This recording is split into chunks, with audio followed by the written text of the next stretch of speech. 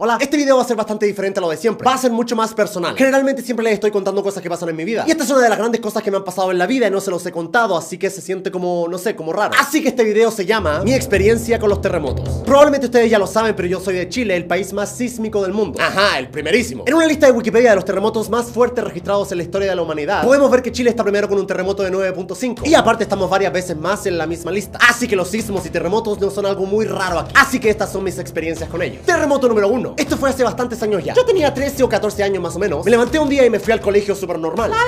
Estaba en el colegio en una clase de artes, recuerdo. Y mi salón estaba en el tercer piso del colegio, que más o menos sería como el piso número 7 de un edificio normal. Eran altos los salones. Yo estaba nervioso porque tenía que entregar una pintura que aún no había terminado, que si no la hacía y la entregaba rápido me iban a reprobar. Así que ahí estaba yo pintando rápidamente. Luego de mucho esfuerzo terminé mi pintura, pero tenía que esperar que la pintura se secara para poder entregar el trabajo. Así que no se me ocurrió nada mejor que pararme con mi dibujo en la puerta del salón esperando que se secara. Mientras estaba fuera del salón esperando que mi dibujo se secara, empezó el terremoto. Probablemente muchos de ustedes no han vivido un terremoto. Quizá un sismo sí, pero no un terremoto. Más o menos para que se den una idea, sería algo así.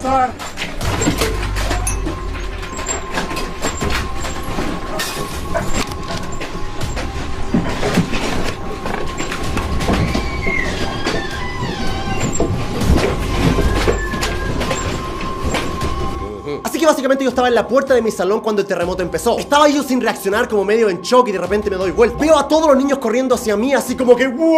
Así que salimos todos corriendo y nos fuimos a la zona segura del tercer piso del colegio. Lo digo entre comillas porque ninguna zona es segura en un terremoto. Aún en el tercer piso del colegio estábamos esperando que el terremoto pasara. Estábamos básicamente hablando entre nosotros para calmarnos y que no nos desesperáramos. Pero había niños llorando, gritando por todos lados, era un caos. Y yo pensé en ese momento, el profesor sabrá qué hacer. Así que yo empecé a buscar con la vista en el grupo de personas que estaban ahí al profesor. Cuando en eso miro para abajo y veo al profesor corriendo en el primer piso derechito hacia la salida. Más o menos mi reacción fue algo así como...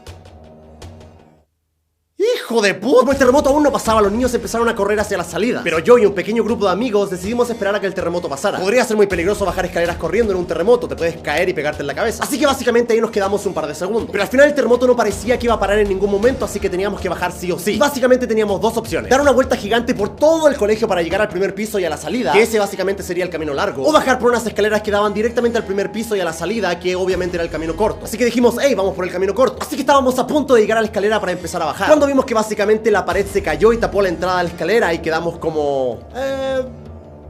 mejor por el otro lado. Sí, mejor. Así que la única opción que teníamos era el camino largo. Primero había que pasar por un pasillo bastante largo teniendo cuidado de que nada te cayera en la cabeza. Luego bajamos por una escalera mucho más corta, pero sigue siendo peligroso porque sigue siendo un terremoto y te puedes caer. Y luego ya en este momento el terremoto empezó a pasar un poco y empezó a ser mucho más suave. Ya por lo menos era un poco más fácil caminar y moverse. Luego ya por fin llegamos a la última parte del camino para poder salir del colegio, que era una especie de pasillo que estaba al lado de un edificio del colegio. Lo malo de este edificio que estaba al lado del pasillo era que tenía demasiadas ventanas. Y en un terremoto es muy probable que los vidrios empiecen a quebrarse y empiecen a caer. Y estar caminando y que te caiga un vidrio en la cabeza obviamente puede ser bastante malo. Así que tuvimos que avanzar pegados a la otra parte del pasillo, lo más lejos posible del edificio, así como... mientras al lado caían un montón de pedazos de vidrio pequeños, pero al final lo logramos. Luego llegamos a la salida y nuestros padres nos estaban esperando y al final estábamos a salvo. Luego ya llegué a mi casa, los vidrios estaban rotos, los muebles estaban en el piso, básicamente todo estaba roto. Pero lo bueno es que al final nada grave pasó, o sea, solo fueron pérdidas materiales, o sea, fueron cosas. Y ese fue mi primer terremoto, y ojo que es el más suave que he vivido. Así que ahora vamos con el siguiente. Terremoto número 2. Yo estaba en mi casa viendo televisión con mi familia, todo muy normal. Y luego de un rato nos fuimos a dormir como cualquier otro día. Y aproximadamente a las 4 de la mañana es cuando empieza el terremoto. Este terremoto era incluso más fuerte que el anterior. El terremoto empezó suave y luego fue aumentando. Lo malo es que yo no desperté cuando el terremoto estaba empezando, desperté cuando ya el terremoto estaba demasiado fuerte. Mi madre y mi hermano despertaron primero, así que estaban bajando del segundo piso al primer piso. Yo estaba en el primer piso, pero todavía estaba recién despertando, así que como que todavía estaba como que, no entendía nada. Estaba como que, ¿qué pasa? Generalmente en un terremoto lo más recomendable es no salir de la casa, porque en la calle te puede caer un poste, un cable de luz puede estar suelto y te puedes electrocutar, etc. O básicamente algo te puede caer en la cabeza. Pero esta vez el terremoto era tan grande que parecía que la casa se iba a caer, así que había que salir. Así que ahí estábamos los tres tratando de salir por la puerta de la cocina, por la parte trasera de la casa. Y les juro que el terremoto era tan fuerte que básicamente tuvimos que esquivar al refrigerador. Era tan fuerte el terremoto que básicamente movía el refrigerador de un lado para otro como si estuviese vivo o caminando. Sí que parece bastante difícil de creer, pero créanme que cuando un terremoto es así,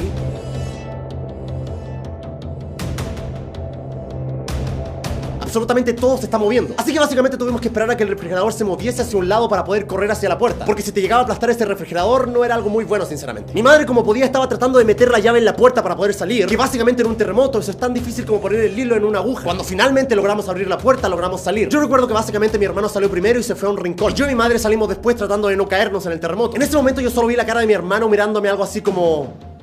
El asunto es que en ese momento una teja del techo de mi casa había caído muy cerca mío. Más o menos para que ustedes entiendan, digamos que era un pedazo de piedra de este porte más o menos, que cayó pasando básicamente a centímetros por el lado mío. En ese momento yo seguí caminando como podía, miré atrás y dije, wow, eso estuvo cerca. En ese momento el terremoto no tenía ninguna intención de parar, así que básicamente nos fuimos al rincón del lugar y nos quedamos ahí abrazándonos. Literalmente no teníamos absolutamente nada que hacer salvo esperar. Y el terremoto básicamente no parecía que se estuviese deteniendo, al contrario, parecía que se hacía cada vez más fuerte. En ese momento estábamos los tres abrazados, afirmados solo con una pared para no caernos. Y en ese momento teníamos los ojos cerrados y estábamos afirmándonos en la pared cuando de repente la pared se cae. Déjenme poner eso de esta forma. Cuando estás en medio de un terremoto y todo se mueve y no entiendes nada y estás preso del pánico y del miedo básicamente, y lo único que tienes es una pared para afirmarte, o sea, lo único sólido en este momento que representa de alguna u otra forma seguridad, eso se te cae, ya en ese momento sientes que lo único que tienes que hacer es esperar, o sea, te puedes morir o te puedes salvar, ya no depende de ti, o sea, ya no tienes el control de la situación para nada. Ya en ese momento no tiene sentido correr, no tiene sentido esconderse, lo único que puedes hacer es esperar. Cuando el terremoto es tan fuerte y no tiene intenciones de detenerse, solo te quedas ahí. Dices,